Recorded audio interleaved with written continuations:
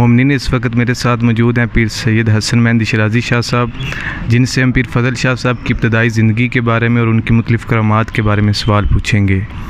अस्सलाम वालेकुम या अलैहिस्सलाम मदद पीर साहब। अलैहिस्सलाम मौला अली अलैहिस्सलाम मदद। कैसे हैं आप? जी मौला का करम मालिक एहसान।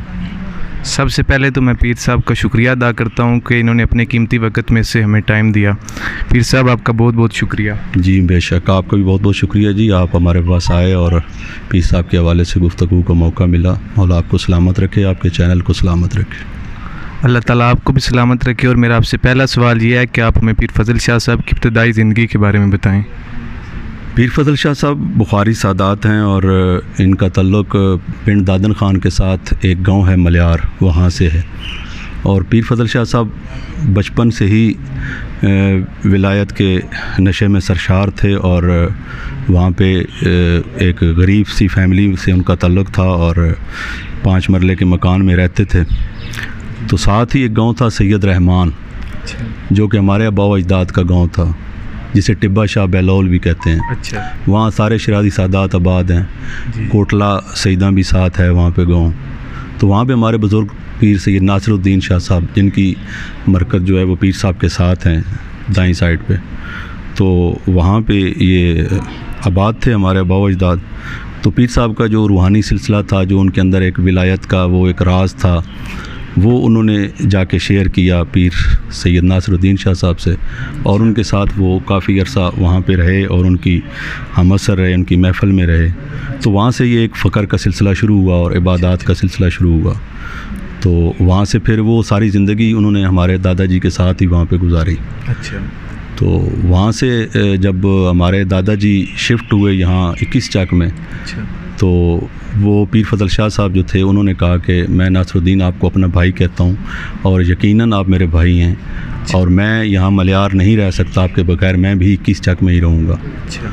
तो वो भी यहाँ तशरीफ़ ले आए और फिर हमारे वालिद साहब, हमारे बुज़ुर्ग, हमारे दादा मोहम्मद अली शाह साहब, पीर नासिरुद्दीन शाह साहब, इन तमाम बुज़ुर्गों में, और हमारी दादी मोहतरमा जो थी वो भी, ये एक पूरा एक फ़क्र का एक वो था, एक यानी ग्रुप समझें आप, या एक वो ग्रोह था, और उन्होंने इस इलाके में तबलीगात शुरू कर दी। अच्छा। और उस हवाले से फिर मजहबी, उसमें ये नहीं था कि शिया सुन्नी के उस हट के उस मजहबों से और फ़िरक़ों से हट के उन्होंने तबलीग की और लोगों को उन्होंने बताया असल मोहम्मद वाले मोहम्मद की जो है तालीमात वो क्या हैं, और उनके हवाले से मतलब काफ़ी इमाम बारगाहें तामीर की, जिनमें से मदरसा महमदिया जो है वो सर फ़हरिस्त हैं। तो मतलब काफ़ी ड्यूटी उन्होंने मिलजुल के की और यहीं उन्होंने ज़िंदगी गुजारी। हमारे साथ मदरसा महमदिया का आपने ज़िक्र किया, तो मदरसा महमदिया कहाँ मौजूद है? ये मदरसा महमदिया जो है 19 ब्लॉक सरगोदा में है, कचहरी बाज़ार में। बहुत बड़ी हमारी अहले तशी की दरसगाह है और उसकी बुनियाद रखने वाले पीर फजल शाह साहब। अच्छा, तो पीर फजल शाह साहब के तकवा के बारे में हमें कुछ बताएं कि उनके तकवा का क्या मेयार था? पीर फजल शाह साहब को सलमान वक्त का ख़िताब मिला था, और उस वक़्त के जो उलमा, फ़ुक़हा या विलायत के लोग थे, उनमें से ये था कि पीर फजल शाह साहब बाज़ार की कोई चीज़ खाने पीने में इस्तेमाल नहीं करते थे, और अव्वल वक़्त पूरी ज़िंदगी में उन्होंने कोई नमाज उनकी जो है वो अव्वल वक़्त पे से क़ज़ा नहीं हुई, यानी अव्वल वक़्त पे उन्होंने अपनी नमाज इबादत की अदायगी की है, तहज्जुद पढ़े, और हर नमाज से पहले गुस्ल करना। और गुस्ल के लिए हमारे यहाँ उन्होंने एक तालाब बनाया हुआ था, जिसमें वो कुर जिसे कहते हैं शरीयत में, उसमें वो कुत्ता लगा के हर नमाज से पहले गुस्ल करते थे। और ऐसी उनकी इबादत थी कि मतलब 24 घंटों में को 15 से 20 मिनट में वो लोगों में बैठते थे, बाकी सारा वक्त वो इबादत में गुजारते थे। हमने सुना है कि 21 चक में अहले सुन्नत भी मौजूद हैं, तो आप हमें पीर साहब का अहले सुन्नत के साथ कैसा ताल्लुक़ था, इस बारे में कुछ बताएं। जी, पीर फजल शाह साहब को मतलब सिर्फ शिया ही नहीं बल्कि अहले सुन्नत और इलाके के जितने मानक बुसाल, यहाँ इलाके का एक चौधरी था, वो लोग भी पीर साहब के पास आते थे। और अगर लोगों से पूछा जाता था कि आपका किस मज़हब से ताल्लुक़ है, तो वो ना शिया कहते थे ना सुन्नी कहते थे, बल्कि ये कहते थे कि जो पीर फजल शाह साहब का मज़हब है हमारा वही मज़हब है। और अहले सुन्नत और अहले तशी तमाम लोग पीर साहब की खिदमत में आया करते थे और फैज़ लिया करते थे। तो मेरा आपसे एक और सवाल यह है कि पीर साहब के अंदाज़े तबलीग के बारे में हमें बताएं, क्योंकि हमने सुना है कि लोग उनके अंदाज़े तबलीग से मुतासिर होकर बहुत ज़्यादा तादाद में लोग शिया हुए। जी, उनका तरीक़ाकार ये था कि वो जब लोग उनको मिलने आते थे तो वो आधा घंटा या 20 मिनट लोगों के दरमियान बैठते थे और किसी एक आदमी को लेके अलहदा नहीं बैठते थे, तबलीग नहीं करते थे, बल्कि लोगों में बैठ के वो चंद लम्हे गुफ्तगू करते थे। और उस गुफ्तगू में इतना असर था कि लोग वो बातें सुन के जो उन्होंने कलमा पढ़ा और मोमिनीन की तादाद में इजाफ़ा हुआ और लोग उनके गर्विदा हुए और उनके आशिक हुए। यानी वो लोगों में बैठ के उनके मिजाज को समझ के, उनकी कैफियत को समझ के, जो एक वली का तरीका होता है, उनकी तबलीगात का ये तरीका था। ना उन्होंने कोई मदरसा बनाया, ना उन्होंने कोई पढ़ाया किसी को, ना उन्होंने क्लासें ली, बल्कि वो जो उनकी महफ़िल होती थी, जो लोग उस महफ़िल में बैठते थे, वो ऐसा असर लेते थे उनकी रूहानियत के हवाले से, उनकी परहेज़गारी के हवाले से, कि लोग उनके आशिक हो जाते थे और उनके हुक्म को इसी तरह मानते थे जैसे मोहम्मद वाले मोहम्मद का हुक्म है। सुबहान अल्लाह। मेरा आपसे एक और सवाल यह है कि पीर साहब की करामात के बारे में हमें कुछ बताएं और अज़ादारी इमाम हुसैन अलैहिस्सलाम के हवाले से उनका इलाके में क्या किरदार था। पीर फजल शाह साहब की करामात के हवाले से जहाँ तक तल्लुक़ है कि उनके हज़ारों ऐसे वाक़यात हैं जो कि लोगों में बेशुमार लोग जानते हैं उस हवाले से।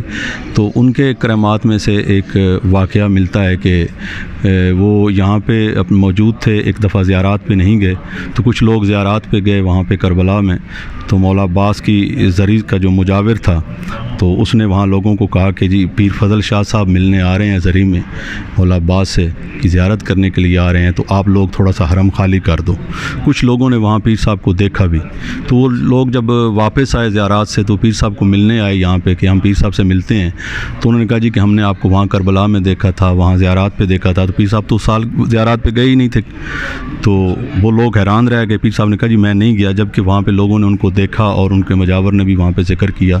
तो ऐसे हज़ारों वाक़यात हैं उनके, लोगों के दिलों के हाल जानते थे। और सबसे बड़ी बात ये थी कि जब लोग पीर साहब के पास आते थे, अब मैं गया हूँ, आप आएँ, हम अपने मसाइल ज़हन में लेके गए कि हम पीर साहब से ये जिक्र करेंगे, ये मसला बताएंगे, ये पूछेंगे, वो हमें ये सवाल का ये जवाब देंगे। तो पीर साहब से कोई सवाल नहीं कर पाता था। यानी पीर साहब गुफ्तगू ऐसी करते थे, अगर 100 बंदा बैठा हुआ है तो हर बंदा अपने सवाल का जवाब लेके जाता था। यानी किसी को सवाल करने की ज़रूरत नहीं पड़ती थी। पीर साहब खुद ही उनके सवालात को समझ के और उनके दिलों की बातें समझ के उनको जवाबात देते थे और उनको फैज़ जो है वो तकसीम करते थे। अज़ादारी इमाम हुसैन अलैहिस्सलाम के हवाले से पीर साहब का क्या किरदार था। अज़ादारी के हवाले से वो उन्होंने बहुत बड़े उलमा को तबलीगात की, ज़ाकिरीन के हवाले से उनका ये था कि वो मतलब बिल्कुल आम लोगों में बैठ के मजालिस सुनते थे। और जब मजलिस ख़त्म होती थी तो अगर कोई मुकर्रर या ख़तीब उसमें कोई रवायत में कोई फ़र्क हो या उसकी वो जो है हवाला सही ना हो, तो पीर साहब बड़े आराम से तरीके से उसे बिठा के उसे बताते थे कि बेटा इसको यूँ पढ़ना है, ये रवायत ऐसे पढ़नी है, ये ऐसे पढ़ना है। और बड़े अच्छे तरीके से, यानी बड़े अखलाकी तरीके से वो खुतबा को जो है वो तबलीगात करते थे। और उनकी वजह से काफ़ी उलमा जो हैं उन्होंने उलूम आले मोहम्मद की तरवीज की और इलाके में जो है वो दीन फैलाया। तो मतलब वो बड़े अपना एक उनका एक रंग था, जैसे एक वली का रंग था। यानी उनके हम असर जो लोग थे, ये जो लोग उनके पास बैठते थे, उन पे इतना वो कैफियत तारी होती थी कि मतलब वो बहुत कुछ जान जाते थे। जैसे सीना बसीना कोई इल्म डिलीवर कर रहा होता है, वो सिलसिला था। ना कि उन्होंने कोई दर्स दिया है, ना वो किताबें ले के बैठे हुए हैं जी, ये नहीं। उनकी गुफ्तगू ही फैज़ था, उनकी गुफ्तगू ही तबलीग थी, उनकी गुफ्तगू, उनकी सोबत और उनके पास बैठना ही सब कुछ था। और उसमें से लोग सब कुछ अपनी तलब के मुताबिक जो थे, अपने ज़र्फ़ के मुताबिक जो है वो मार्फत आले मोहम्मद जो है वो हासिल कर लेते थे। हमने ये भी सुना है कि पीर साहब के नाम इमाम हुसैन अलैहिस्सलाम ने हाथ लिखा, तो ये बात सच है और इसके बारे में भी हमें कुछ बताएं। जी बिल्कुल, ये चीज़ें थीं कि ये राज थे उनके बड़े। अपनी ज़िंदगी में तो कोशिश करते थे कि वो ऐसी बात जो है ऐसी वो ज़ाहिर ना हो।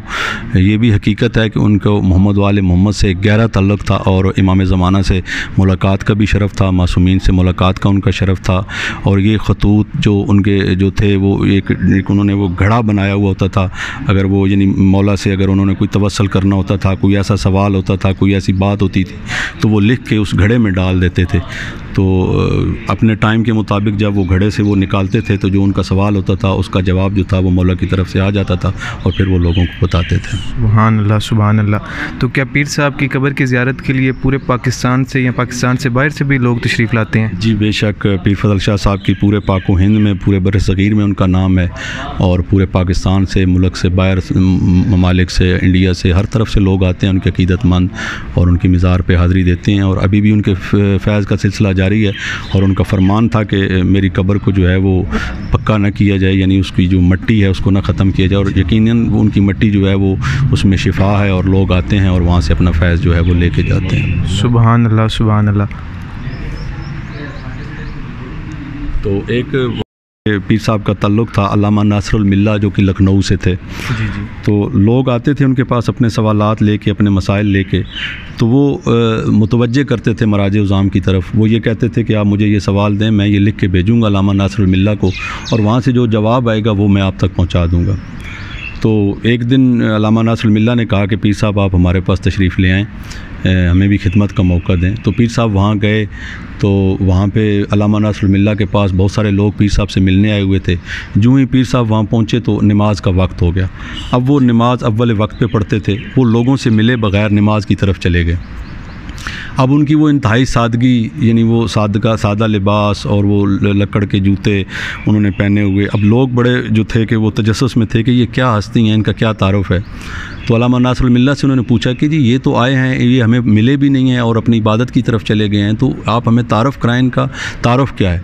तो अल्लामा नासरुल मिल्ला के ये जुमले थे कि ये कहते हैं कि मैं आपका मुक़ल्लिद हूँ, यानी पीर साहब फरमाते हैं कि अल्लामा नासरुल मिल्ला को कि मैं आपका मुक़ल्लिद हूँ, जबकि अगर मुझसे पूछा जाए तो मैं इनका मुक़ल्लिद हूँ। और जितने मामलात, जितने यानी मसाइल इनके पास आते हैं, हमसे ये बेहतर जानते हैं। लेकिन ये उनका राज था, उन्होंने लोगों को शरीयत की तरफ मुतवज्जे किया और उन्होंने लोगों को उलमा की तरफ मुतवज्जे किया, मदारस की तरफ मुतवज्जे किया। और अपना उन्होंने वो जो है कि ये नहीं कि नामो नमूद की उन्हें कोई वो ख्वाहिश थी या वो सिलसिला नहीं था उनका, बल्कि लोगों को वो कहते थे कि मेरे पास क्या है, मेरे पास लेने क्या आते हो, जाओ आले मोहम्मद के दर पे, जाओ अलम के नीचे मांगो, जाओ मौला से मांगो। मैं भी, बल्कि उनका एक बड़ा मशहूर जुमला था, कोई बंदा कहता था कि न कि दुआ कर, पीर साहब फरमाते थे कि मैं आपके लिए दुआ कर रहा हूँ, आप मेरे लिए दुआ करो, आओ हम सब मिल के इस आदमी के लिए दुआ करते हैं, मौला इसका मसला हल करे। तो वो कोई रवायती पीर इस तरह नहीं थे, ना वो कोई तावीज़ धागा देते थे, ना कोई इस तरह का सिलसिला था, बस दुआ थी, उनकी नज़र थी। वो कहते हैं ना कि निगाह मर्द मोमन से बदल जाती हैं तकदीरें। तो हमने आँखों के सामने देखा ये हाजी नदीम अफजल चंद का जितना ख़ानदान है वो पीर साहब का जो है मुरीद हैं, और उन बड़े उनके घर फैज़ हैं बहुत बड़े। ये मानक बुसाल था, तो ये पीर साहब के पास आया इसी तरह, तो उसको भी तबलीगात की, उसको भी फैज़ हासिल हुआ इसी दरवाज़े से। काफ़ी ऐसे लोग, ऐसे बड़े लोग आए हैं जो पीर साहब से अपनी ज़र्फ़ के मुताबिक फैज़ हासिल करके गए हैं यहाँ से। हमने ये भी सुना है कि पीर साहब खास किस्म का खाना खाते थे और कोई खास किस्म का लिबास पहनते थे, तो इस बारे में भी हमें आप कुछ बताइएगा। पीर साहब का जो जहाँ तक उनके खाने पीने का तल्लुक़ है, मैं पहले भी जिक्र कर चुका हूँ, तो वो हमारी अपना दादी थी बाबा नासरुद्दीन शाह बादशाह की जो ज़ौजा थी, उनके हाथ का खाना यहाँ पे खाते थे। अच्छा। और अगर सफ़र के लिए निकलते थे तो वो अगर एक दिन का सफ़र है तो वो एक दिन का खाना अपना साथ लेके जाते थे। और गर्मियों में जून जुलाई के 2 महीने जो थे वो यहाँ पे एक डेरा है अजनाला में, मार सरदार लक उनका डेरा था, और 2 महीने गर्मियों के वहाँ गुजारते थे। और वहाँ मतलब उनकी स्पेशल उनका इंतज़ाम था, उनके खाने का भी मखसूस लोग थे जो उनका खाना पकाते थे। हर आदमी के हाथ का खाना वो नहीं खाते थे।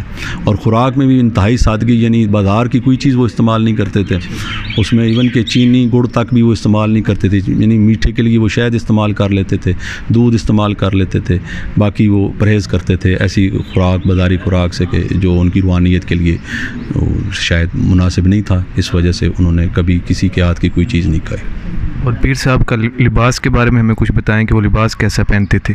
पीर साहब ज़्यादातर ये था कि यानी कमीज़ जो थे वो कम पहनते थे, यानी कमीज़ उतार के अपनी इबादत करते थे। ये एक राज था उनकी हमारे पास जितनी भी तस्वीर हैं वो कमीज़ के बग़ैर हैं। तो लिबास उनका जो था वो स्पेशली एक, यानी जो उनका वो लिबास बनाने वाला उस दौर में वो खड्डी पे कपड़ा बनता था, और वो जो रुई इस्तेमाल होती थी, जो काटन इस्तेमाल होती थी, वो भी पाको पाकीज़ा होती थी। और जो लोग उस काटन को हासिल करते थे, वो जो काश्त करते थे, वो भी बावुज़ू होके और पाको पाकीज़ा होके दरूद के साथ वो चीज़ें हासिल करते थे। और वो जो इंसान आदमी जो उनका कपड़े बनाता था वहाँ पे बैठ के वो कपड़ा तैयार करता था, वो भी बावुज़ू होके खड्डी पे बैठ के वो कपड़ा उनका तैयार करता था। और उनके लिबास को कोई बटन नहीं होते थे, प्लास्टिक के जो हम इस्तेमाल करते हैं ऐसा कोई बटन नहीं था। हमारे पास पड़े हैं उनके लिबास, ज़ियारत करवाते हैं आपको। तो मतलब वो लिबास जो है इंतहाई सादा लिबास जो है वो इस्तेमाल करते थे वो। और जूते जो थे वो लकड़ी की खड़ावें थी उनकी, यानी वो भी स्पेशल लकड़ी होती थी, पाको पाकीज़ा लकड़ी होती थी। और उस वक़्त का जो थे वो कारीगर परवरदिगार वो स्पेशल उनकी वो जूते तैयार करते थे, पाको पाकीज़ा वो इस्तेमाल करते थे। आप हमें पीर साहब की औलाद के बारे में भी कुछ बताइएगा। जी, पीर फजल शाह साहब ने शादी नहीं की और उनकी औलाद नहीं है क्योंकि उन्होंने शादी नहीं की। बाकी उनके ख़ानदान में से हाफ़िज़ रियाज़ हुसैन नकवी साहब हैं, उनके भतीजे हैं, भाई थे उनके भतीजे हैं, बाकी ख़ानदान उनका मौजूद है, लेकिन उनकी अपनी औलाद नहीं है। और उन्होंने हमारे दादाजी को बाबा नासरुद्दीन शाह साहब को कहा कि मेरा भाई जो है वो नासरुद्दीन है, मुझे नासरुद्दीन के पहलू में दफन किया जाए और मेरा वतन जो है वो 21 चक है। इस वजह से मतलब वो के मशहूर जो हैं वो 21 चक से ही मशहूर हैं और यहाँ पे उनकी सारी ज़िंदगी गुजरी और यहीं पे वो मदफन है। आप मौजूदा दौर के फ़ुकरा को क्या पैगाम देना चाहेंगे? मैं ये कहता हूँ कि फ़ुकरा का बहुत बड़ा रोल है माशरे में और उनको बग़ैर किसी तफ़रीक़े के यानी किसी एक उसको फ़िरके को या किसी एक जो है वो नज़रिए को प्रमोट नहीं करना चाहिए, बल्कि सबसे बड़ा नज़रिया हमारे सामने करबला हमारे सामने मौजूद है और मोहम्मद वाले मोहम्मद की जो तालीमात हैं वो हमारे सामने हैं, कोई ढकी छुपी नहीं है। उनके मुताबिक लोगों को जो है वो तबलीगात करनी चाहिए और अज़ादारी सैयद इमाम हुसैन अलैहिस्सलातु वस्सलाम और जो हमारे आइम्मा के फ़रामीन हैं और जो कुरान व हदीस के मुताबिक जो हमारे सिलसिले हैं उनको ही प्रमोट करना चाहिए, न कि हम अपनी तरफ से एक नई लाइन जो है वो लोगों के सामने मुतारफ़ कराएं। और हमें मोहम्मद वाले मोहम्मद की तरफ ही लोगों को मुतवज्जे करना चाहिए, क्योंकि वो एक यानी जैसे सूरज है, अब सूरज का तारुफ़ कराने की ज़रूरत नहीं है, जब सूरज निकलता है तो पता चल जाता है कि ये सूरज है।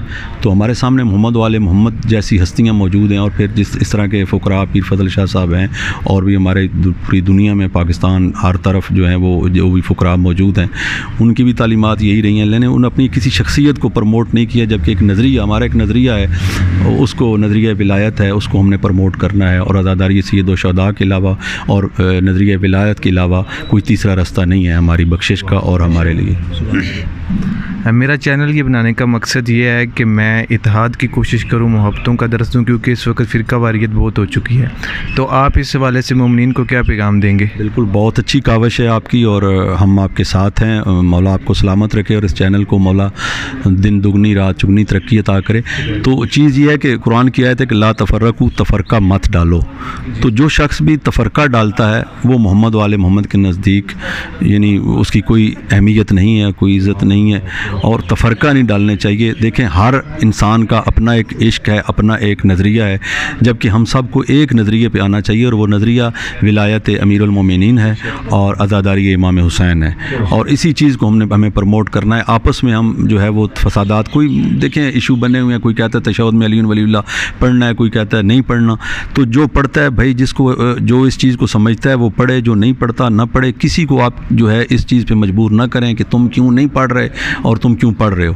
यानी ऐसे इख्तलाफी मसाइल को हमें छेड़ना ही नहीं चाहिए, जबकि हमारे पास करबला है, हम करबला की तरफ मुतवज्जे हों और हम देखें कि मोहम्मद वाले मोहम्मद ने किस तरह हमारे तक दीन पहुँचाया और कितना महफूज करके दीन हमारे तक पहुँचाया। और वक्त के इमाम मौजूद हैं हमारे दरमियान और उनकी नुसरत के लिए हम काम करें, उन मतलब मौला से हम पूछें, मौला से हम तवस्सुल रखें, मौला से हम गुफ्तगू करें, मौला का हम कुर्ब हासिल करें, तो हमारे लिए कोई मसला नहीं रहेगा। हम जब अपनी ज़ात को प्रमोट करते हैं, जो अपनी शख्सियत को सामने लेके आते हैं, तो फिर मसाइल पैदा होते हैं। जबकि हम सब नौकर हैं, उस दर के गदागार हैं, फ़कीर हैं उस दर के, और उस दर से भीख मांगने वाले हैं। तो हमें उस दर पे ही झुकना चाहिए और वहीं से सब कुछ लेना चाहिए। पीर सैयद हसन मेहंदी शाह साहब, मैं एक दफ़ा फिर आपका शुक्रिया अदा करता हूँ और मैं दुआ गो हूँ कि अल्लाह ताला पीर फजल शाह साहब के दर्जात बुलंद फरमाए और बेशक उनके दर्जात बुलंद हैं और अल्लाह ताला आपके इज़्ज़त व बख्त में इजाफ़ा फरमाए। मौला आपको सलामत रखे जी। आप यहाँ तशरीफ़ ले आए, हमारे लिए बड़ा ये एज़ाज़ है, बड़ी अच्छी गुफ्तगू हो गई और आपकी हाज़िरी भी होगी पीर फजल शाह साहब के पास और इंशाअल्लाह मौला करम करेंगे। इंशाअल्लाह हम आपके साथ हैं, हम आपके शुक्रगुज़ार हैं। मौला आपको सलामत रखे। मोमिनीन अपना ख्याल रखिएगा। आज का हमारा नशिस्त का सिलसिला ख़त्म हुआ। अल्लाह हाफिज़।